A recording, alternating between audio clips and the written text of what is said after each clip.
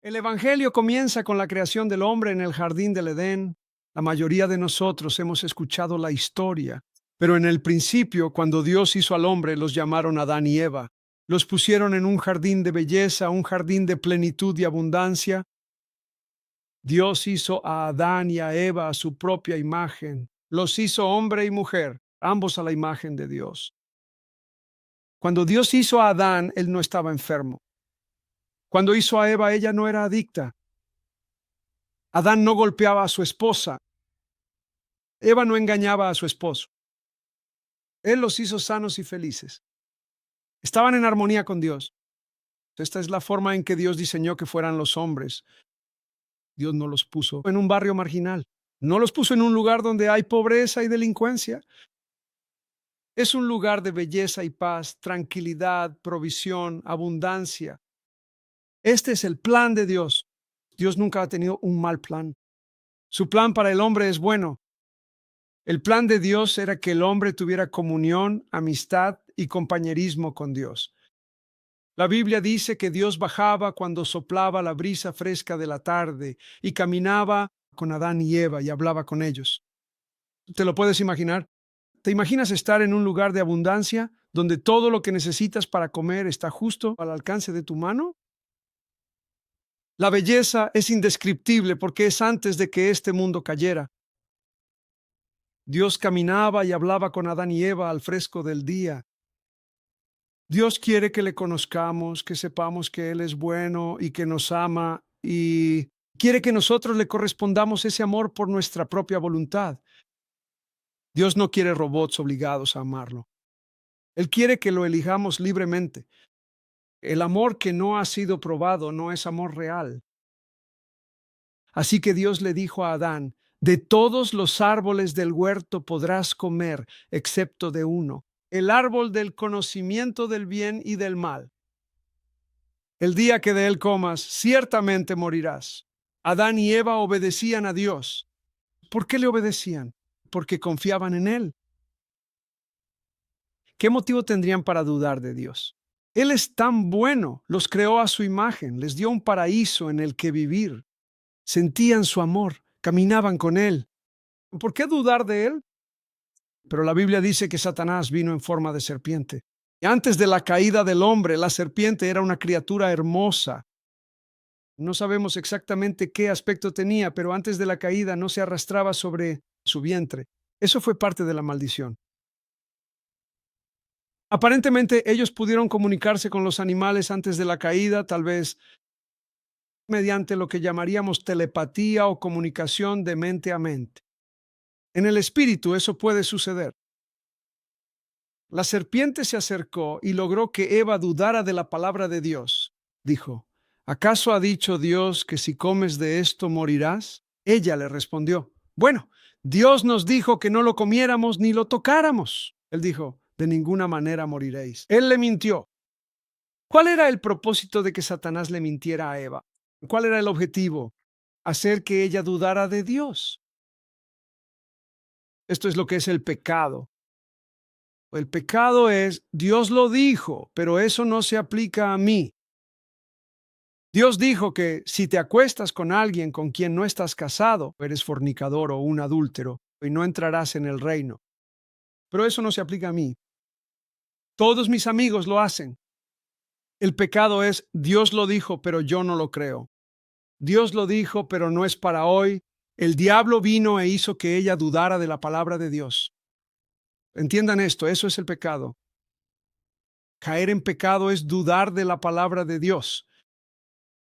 Eva tomó del fruto y comió, y Adán participó con ella. La Biblia dice que Eva fue engañada, pero fue Adán quien nos sumergió en esto, porque él no fue engañado. Él tomó la decisión de seguir a su esposa. ¿No es asombroso? Una vez que pecaron, Dios dijo: el día que peques, morirás. No cayeron muertos físicamente en ese instante, pero antes de pecar, tenían al Espíritu de Dios en ellos. Tenían paz, amor y tranquilidad, y eso es la vida eterna. La vida eterna es el Espíritu de Dios dentro de nosotros. Dios no le da a alguien vida eterna aparte de sí mismo. Él es la vida eterna. Dios es amor, es verdad, es luz, es justo, es santo. Por lo tanto, cuando Adán y Eva caminaban con Dios, tenían todas las características del Espíritu de Dios viviendo en ellos. Disfrutaban de la vida misma de Dios. En la presencia del Señor hay plenitud de gozo. Así que mientras caminaban con Dios, tenían la plenitud del gozo, tenían paz, tenían plenitud, tenían satisfacción. Pero en el momento en que rompieron su relación con Dios por la duda, por no creer en su palabra, no creer en su palabra resulta en desobediencia. Creer en su palabra resulta en obediencia. Dudaron de su palabra, quebrantaron su mandamiento, y el Espíritu de Dios abandonó sus corazones. A eso se le llama muerte. Ahora sus cuerpos estaban vivos, sus almas estaban vivas, pero estaban vacíos. Antes solían sentirse satisfechos, sentían paz, gozo y felicidad. Podían sentir la sonrisa de Dios en su vida. Tenían vida. Ahora se sentían vacíos, temerosos. Comenzaron a experimentar emociones que Dios nunca diseñó para que el hombre experimentara. Dios es amor, primera de Juan 4:16, y nos hizo para Él mismo, así que fuimos diseñados por Dios para experimentar amor. Nuestros cuerpos están hechos para tener paz, amor, gozo, contentamiento, satisfacción y propósito. Ellos tenían todo eso. Dios les había dado dominio sobre la tierra. El cerebro de Adán era sobrenatural, como el de Dios. Pudo nombrar a los miles de animales. Podía cuidar el jardín. Tenía dominio sobre todo en la tierra. Pero perdieron ese dominio. Perdieron la comunión con Dios. Se volvieron vacíos por dentro. ¿Qué ocurre cuando nos quedamos vacíos por dentro? Cuando el amor de Dios se va de nuestro corazón, la Biblia dice que el corazón humano es desesperadamente malvado. Empezamos a buscar cómo llenarlo. Alcohol, drogas, lujuria, inmoralidad, sexo, orgullo, dinero, cualquier cosa para llenar ese vacío. Eso es el pecado. La paga del pecado es muerte, es una separación de Dios. Dios habría sido muy justo. Déjeme retroceder un poco. Debido a ese pecado, la Biblia dice que cada ser humano nacido desde entonces ha heredado una naturaleza pecaminosa. Aunque todos estamos hechos a imagen de Dios y hay bondad en nosotros, incluso en un pecador caído hay bondad porque hemos sido creados a imagen de Dios. Pero no podemos entrar en el reino con pecado. Así el pecado entró en la humanidad y el pecado trae muerte. Adán y Eva tuvieron su primera pelea. Antes estaban en armonía, eran felices y estaban llenos de amor y paz. Pero cuando Dios dijo, Adán, ¿por qué hiciste eso? Él respondió, la mujer que tú me diste. La mujer dijo, el diablo. Por primera vez, cuando se fueron a la cama por la noche, Adán se giró hacia un lado y ella se giró hacia el otro. Por primera vez experimentaron soledad, ira, miedo y culpa.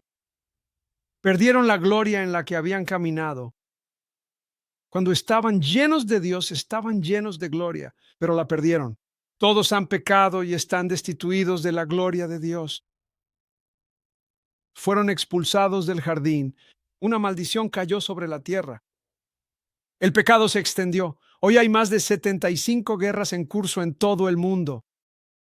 Por no mencionar todas las guerras ocultas entre familiares que no se hablan, divorcios, sufrimiento profundo, guerras de pandillas y todo tipo de angustias, pobreza, enfermedad, dolencias, muerte prematura, hogares rotos, madres solteras y la tristeza han cubierto la tierra a causa del pecado. La gente sigue intentando sobrevivir, quebrantada por el pecado. Solo hay una cura. La Biblia dice, de tal manera amó Dios al mundo. Cuando Adán y Eva pecaron y el pecado se extendió, Dios habría sido totalmente justo si hubiera cruzado los brazos, les hubiera dado la espalda y hubiera dicho, Les di todo. Los amé, les advertí. Me hirieron, no confiaron en mí, pecaron. Dios podría haberles dado la espalda y decir que perezcan, pero no lo hizo. La Biblia dice que Dios amó tanto al mundo. La Biblia dice que Dios no quiere que nadie perezca. Entonces, ¿qué hizo Dios? La Biblia dice que sin derramamiento de sangre no hay perdón de pecados. No podemos derramar nuestra propia sangre por nosotros mismos porque nuestra sangre está manchada por el pecado.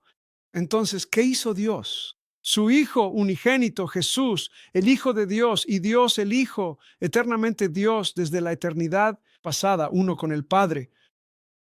El Hijo vino a este mundo y se hizo carne. A esa carne la llamamos Jesús de Nazaret. Él entró en el mundo, vino a buscar y a salvar a los perdidos. Vino a manifestar al Padre. Jesús era la encarnación misma de Dios el Padre. Se le llamó el Verbo de Dios hecho carne. Jesús fue la comunicación para los hombres caídos de quién es el Padre. De hecho, todas las obras que realizó: sanó a los enfermos, perdonó a la prostituta, limpió al leproso, calmó la tormenta, multiplicó el alimento para los hambrientos, expulsó del templo a los hipócritas religiosos y a los cambistas. Sus discípulos le dijeron: ¿nos mostrarás al Padre? Él respondió a Felipe: si me has visto a mí, has visto al Padre. Él demostró mediante sus palabras y sus hechos el amor de Dios. Vivió una vida sin pecado, sin mancha y perfecta. Aquí estaba el plan de Dios. El pecado tiene que ser pagado. La Biblia dice en Isaías que Dios cargó en él la iniquidad de todos nosotros. En el plan soberano de Dios, Él permitió que Judas traicionara a Jesús. Permitió que Jesús fuera acusado falsamente y sentenciado a morir en una cruz, siendo primero golpeado y azotado. Tengo un libro en mi oficina escrito por un médico llamado El médico en el Calvario. En él describe cómo es la flagelación y la crucifixión. Dios permitió que Jesús fuera flagelado y luego clavado en una cruz. ¿Por qué permitió Dios eso? Porque Jesús vino a derramar su sangre inocente en nuestro lugar. Dios tomó el pecado de todo el mundo y lo cargó sobre Jesucristo. Es como si cada ser humano, permítanme retroceder. La Biblia dice que todos nosotros hemos pecado. No hay ni un solo justo, nadie hace lo bueno, ni siquiera uno. Todos nosotros nos descarriamos como ovejas. Pero Dios cargó en él la iniquidad de todos nosotros. Luego él dio un paso atrás y dejó que la ira de Dios cayera. Lo ataron y lo golpearon. La forma en que azotaban era con un látigo que tenía múltiples piezas de cuero con huesos y piedras atados en los extremos que desgarraban la piel. Esto solía exponer las costillas y órganos. Muchos morían antes de completar los 39 azotes. Así que Jesucristo, que era inocente, fue entregado para ser azotado. Eso significa que había trozos de carne colgando de su espalda, desde la parte superior, de su cabeza hasta la punta de los pies. Fue flagelado. Luego la Biblia dice que lo cubrieron con un manto. Toda la sangre se coagulaba y formaba costras que se pegaban a la tela. Luego le pusieron una corona de espinas y los soldados le vendaron los ojos y le golpearon en la cara. Se burlaron de él, se arrodillaron ante él y le dijeron: profetiza, ¿quién te ha golpeado? Luego empezaron a cubrirlo de escupitajos. Ahora él está cubierto de sangre de la cabeza a los pies. El manto se le ha pegado a la espalda secándose y está cubierto de saliva. Luego lo obligan a cargar una cruz hacia las afueras a un lugar llamado Gólgota. Es el basurero de la ciudad. He estado allí, lo he visto. Es la muerte más humillante que alguien podría sufrir jamás. Es como decir: eres tan repugnante y tan despreciado. Eso es lo que dice la Escritura. Fue despreciado y rechazado. ¿Sabes por qué? Para que nosotros pudiéramos ser recibidos y aceptados.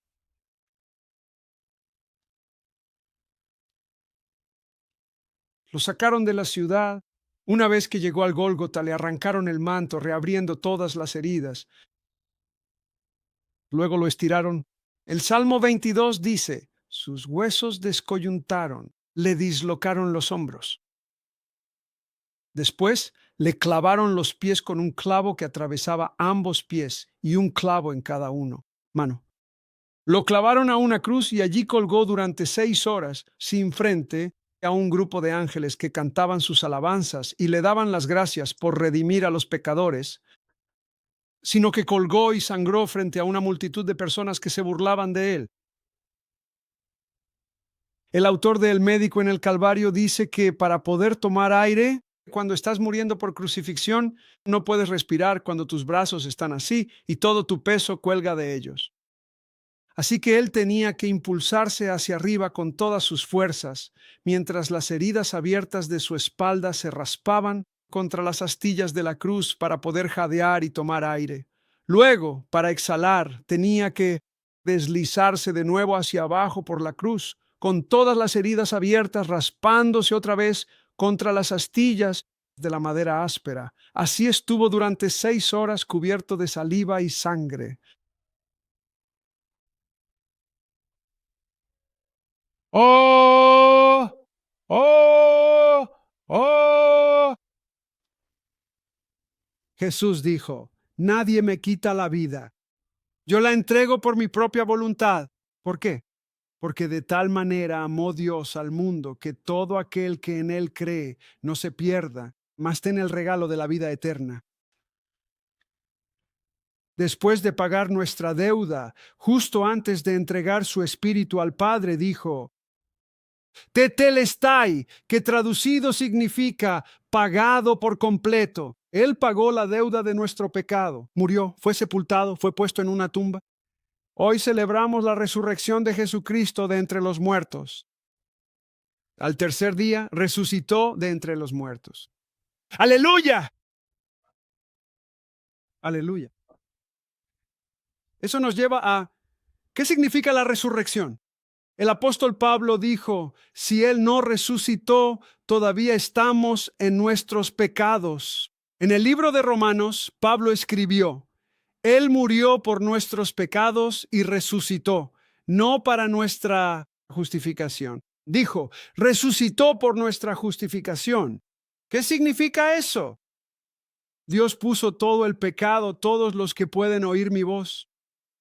Dios conoce cada cosa fea que hemos pensado, dicho o hecho, y a pesar de ello nos ama. Dios ama a los pecadores. Lo voy a repetir. Dios ama a los pecadores. Dios lo sabe. Cada pecado de toda la humanidad, esa deuda de pecado fue puesta sobre Jesucristo. Si su sangre no hubiera sido pura, si su vida perfecta y sin pecado y su sangre santa no hubieran sido suficientes para redimirnos al morir, Él no habría podido resucitar de entre los muertos. Pero la resurrección de entre los muertos prueba que nuestros pecados fueron pagados. Por eso dice que resucitó por nuestra justificación. Resucitó porque fuimos justificados por su muerte. Así que la resurrección nos dice dos cosas. Nos dice, uno, por cuanto Él vive, nuestros pecados están pagados. La otra cosa que nos dice es esta.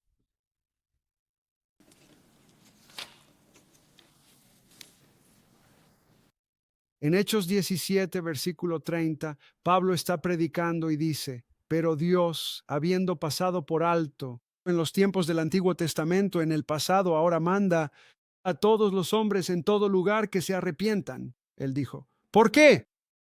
Porque Él ha establecido un día en el cual juzgará al mundo en justicia por medio de un hombre a quien ha designado, Cristo Jesús, habiendo presentado pruebas a todos los hombres al resucitarle de entre los muertos. La resurrección de entre los muertos nos dice dos cosas. Nuestros pecados están pagados. Y número 2, Dios ha mandado a todos los hombres en todo lugar que se arrepientan. ¿Por qué? ¿Por qué Dios está mandando a todos a arrepentirse? Porque hay un día establecido en el que Dios va a juzgar a todos por medio de Jesucristo. Estas son dos cosas de las que nos habla la resurrección: el perdón de los pecados y el juicio venidero. Después de que Jesús resucitó de entre los muertos, se apareció a sus discípulos. Hay 11 ocasiones distintas registradas en los evangelios en las que Él se apareció a sus discípulos durante un periodo de 40 días. Él se ha estado apareciendo incluso después de eso. Muchas personas lo han visto. Yo le vi. Por la gracia de Dios, el Señor Jesucristo se me apareció cuando yo tenía 23 años. Él ha resucitado de entre los muertos. Él dijo a sus discípulos: id por todo el mundo y predicad estas buenas nuevas a toda criatura. El que creyere y fuere bautizado será salvo. Pero en el Evangelio de Lucas dice: así está escrito, y así fue necesario que el Cristo padeciese y resucitase de los muertos al tercer día, y que, escuchen, por favor, este es el mensaje que Jesús dijo a sus discípulos que predicaran: y que se predicase en su nombre el arrepentimiento y el perdón de pecados en todas las naciones, eso es etnos, a todos los grupos étnicos, a toda tribu, a toda lengua, que se predicase en su nombre el arrepentimiento y el perdón de pecados en todas las naciones, comenzando desde Jerusalén, y vosotros sois testigos de estas cosas. Entonces, ¿cuál es el mensaje que Jesús mandó a sus discípulos a predicar? ¿El arrepentimiento y la remisión de pecados? Noten que el arrepentimiento va primero y luego la remisión de pecados. Hoy en día existe una predicación muy común que es en realidad una aberración. Es un evangelio falso porque no hay arrepentimiento en él. La gente dice cosas como: acepta al Señor, crees que Él murió y resucitó, eres salvo. ¿O lo aceptaste? Eres salvo. ¿Eres miembro de una iglesia? Eres salvo. ¿Vives en una familia cristiana? Eres salvo. Eso no fue lo que dijo Jesús. Él dijo: arrepentimiento y remisión de pecados. ¿Qué es el arrepentimiento? Se nos dice en la Biblia: el que encubre sus pecados no prosperará, mas el que los confiesa y se aparta alcanzará misericordia. Aunque Dios pagó por los pecados de mí, no de todo el mundo, las únicas personas que pueden beneficiarse y recibir el perdón son aquellas que confiesan y abandonan su pecado. La falsa enseñanza es común y Jesús nos advirtió. Una de las advertencias más grandes de la Biblia sobre los últimos tiempos es que muchos serían engañados. Jesús advirtió sobre el engaño. La gente dice: creo en Jesús. Santiago dice: ¿también lo cree el diablo y tiembla? Creo que murió y resucitó. Es el Salvador. El diablo también lo cree y tiembla. Él no se arrepintió y sin arrepentirte tú también perecerás. Por eso vino Juan el Bautista. Juan el Bautista vino trayendo un bautismo de arrepentimiento, y esto es lo que advirtió a la gente. Les advertimos que huyen de la ira venidera. ¿Por qué? Porque viene un día de juicio. Dios ama a las personas, pero odia el pecado. Dios está decidido. Él va a erradicar el pecado del universo. Ahora vivimos en la era de la gracia, en la que Él está dando a los pecadores la oportunidad de huir de la ira y venir a Cristo antes del día del juicio. ¿Cuándo es el día del juicio? ¿En el momento en que mueras o cuando el Señor regrese? Y nadie sabe cuánto tiempo nos queda.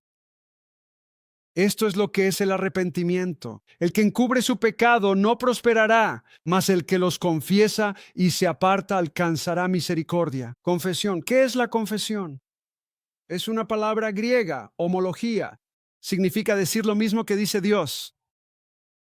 Significa que si Dios dice que acostarte con tu novia es fornicación y que no entrarás en el reino. Entonces tú dices lo mismo. No dices, bueno, nos amamos y Dios comprende. Aún así irás al infierno y Dios no quiere que vayas ahí. No te engañes a ti mismo. Confesión significa que digo lo mismo que Dios dice. Dios dice, si no perdonas, tampoco mi Padre te perdonará a ti. Tú dices, bueno, estoy herido y Dios lo entiende. Si no te arrepientes, no entrarás en el reino. Esperamos que Dios nos perdone todos nuestros pecados, pero vamos a guardar resentimiento contra alguien más. Así que la confesión consiste en no buscar excusas para nuestro pecado ni justificarlo. Confesión significa que lo llamo exactamente como Dios lo llama, ¿cierto? Lo llamo exactamente como Dios lo llama. Digo, Señor, he pecado, he mentido, no te he amado. El primer y mayor mandamiento es amar a Dios con todo tu corazón y con toda tu alma. Confesar es admitir, Dios, creo en ti, quizá te ame, pero no de todo corazón, alma ni mente y fuerzas. Tienes que estar de acuerdo con Él, eso es confesión. Si confiesas tu pecado y te arrepientes, arrepentirse significa cambiar de opinión y cambiar de rumbo, renunciar a ello. He terminado con eso. He terminado con los chismes. He terminado con las difamaciones. He terminado con la inmoralidad sexual. He terminado con las mentiras y con engañar en mis impuestos. He terminado con guardar rencor. Lo confiesas y lo abandonas. He terminado con eso de no amar a Dios por sobre todas las cosas. He terminado. Y vengo a Cristo. Ese es el mensaje del Evangelio de Salvación. Si confesamos y abandonamos nuestros pecados, en 2 de Pedro 3:9, el apóstol Pedro escribe, Dios no quiere que nadie perezca, sino que todos proceden al arrepentimiento. Esto nos revela el corazón de Dios. Quien quiera que escuche mi voz, puede que estés en pecado ahora mismo. Tal vez no te has arrepentido. No caigas bajo el falso evangelio de que eres salvo solo porque crees en Jesús. La gente dice, amo a Dios y Él lo sabe. Jesús dijo, el que guarda mis mandamientos, ese es el que me ama. Si estás viviendo en pecado y dices que amas a Dios, estás engañado. Es mi deber como ministro del Evangelio hablar la verdad con amor para que puedas salir de las tinieblas a la luz de Cristo y ser salvo. Amén. Dijo que Dios fijó un día para juzgar al mundo con justicia mediante Jesucristo. Segunda Corintios 5, 10, 11. Porque todos debemos comparecer ante el tribunal de Cristo, para que cada uno reciba según lo que haya hecho mientras estaba en el cuerpo, ya sea bueno o sea malo. Por lo tanto, conociendo el terror del Señor, persuadimos a los hombres. Hebreos 4:13 dice, y no hay cosa creada oculta a su vista, sino que todas las cosas están al descubierto y desnudas ante los ojos de aquel a quien tenemos que dar cuenta. Este es el corazón de Dios. Dios ama al mundo. Dios ama a los pecadores. No quiero que simplemente celebremos una fiesta religiosa y no salvemos nuestras almas, porque estarían celebrando en vano. En vano. La Biblia dice, cuando oigan hoy la voz de Dios, no endurezcan el corazón. No eres cristiano porque te hayas criado en la iglesia. Eso no te hace cristiano. No eres cristiano porque tus padres sean cristianos. No eres cristiano porque tu cónyuge sea cristiano. No eres cristiano porque creas en Jesús. Él murió, vino y resucitó. El diablo cree todo eso. Eres cristiano porque te arrepientes, si has recibido la remisión de pecados y pones tu fe en Jesús, lo que significa que vas a seguirle. Jesús dijo, no todo el que dice Señor, Señor, entrará en el reino, sino solo aquellos que hacen su voluntad. Así que hoy es el día de salvación. La Biblia dice, que si escuchas lo que Dios te dice al corazón, no endurezcas tu corazón, porque ninguno de nosotros sabe cuánto tiempo nos queda. Este mes cumplimos 35 años como pastores. Al mirar atrás, a través de los años, recuerdo las distintas veces que enterramos a personas que fueron parte de nuestra iglesia, algunas de ellas de forma muy inesperada. Simplemente, ¡pum!, se fueron así de repente. Nadie sabía que ese sería su último día. A ninguno de nosotros se nos garantiza nada más allá de este preciso momento. Cada día, cada hora que vivimos es por la gracia de Dios. Hoy es el día, no mañana. Hoy es el día de salvación. Dios dice en Isaías capítulo 1, versículo 18, venid ahora y estemos a cuenta, dice el Señor. Si vuestros pecados fueren como la grana, como la nieve serán emblanquecidos. Si fueren rojos como el carmesí, vendrán a ser como blanca lana. Ese es Dios llamando, ese es Dios diciendo, hoy es el día de la salvación. No importa qué tan gravemente hayas pecado, si te arrepientes, lo cual significa confesar, estar de acuerdo con Dios y abandonar el pecado y pones tu fe en Jesucristo, hoy puede ser la mejor celebración del día de la resurrección que hayas tenido jamás. Puedes irte a casa sintiéndote como Adán antes del pecado. Puedes tener paz, gozo, la seguridad del perdón de los pecados y puedes irte a casa sabiendo que Dios te sonríe.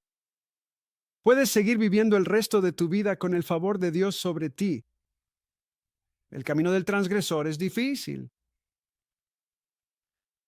Hoy es día de salvación. Les pido a todos que inclinen la cabeza y cierren los ojos.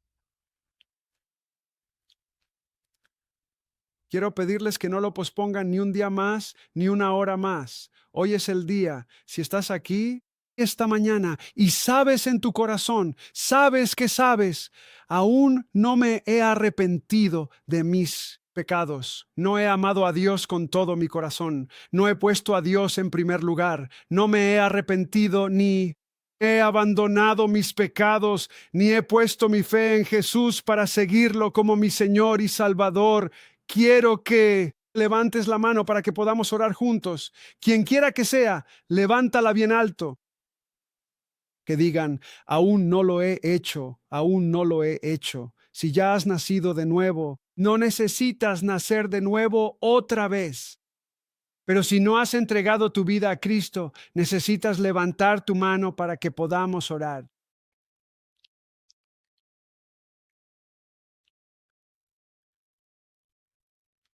Quiero que oren después de mí.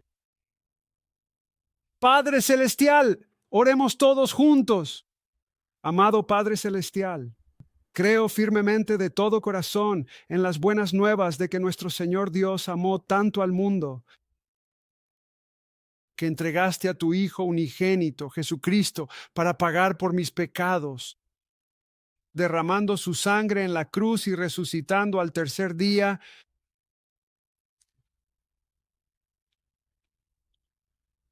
Señor, creo en tu palabra de que he pecado y no puedo pagar por mis pecados. Pero creo que Jesucristo pagó por mis pecados con su sangre. Padre, te pido que me perdones. Reconozco que he pecado. Te confieso mi pecado. Hoy me alejo de todo ello con todo mi corazón, con la gracia de Dios ayudándome, y entrego mi vida en fe al Señor Jesucristo. Gracias, Padre, por escuchar mi oración. Gracias por perdonar mi pecado. En el nombre de Jesús, lléname, Señor, con tu Espíritu Santo. Señor, lléname en el nombre de Jesús para seguirte todos los días de mi vida. Guárdame, Señor, de volver atrás. Tú dijiste, el que persevere hasta el fin, éste será salvo. Gracias por escuchar mi oración. En el nombre de Jesús, si estás de acuerdo con esto, di amén.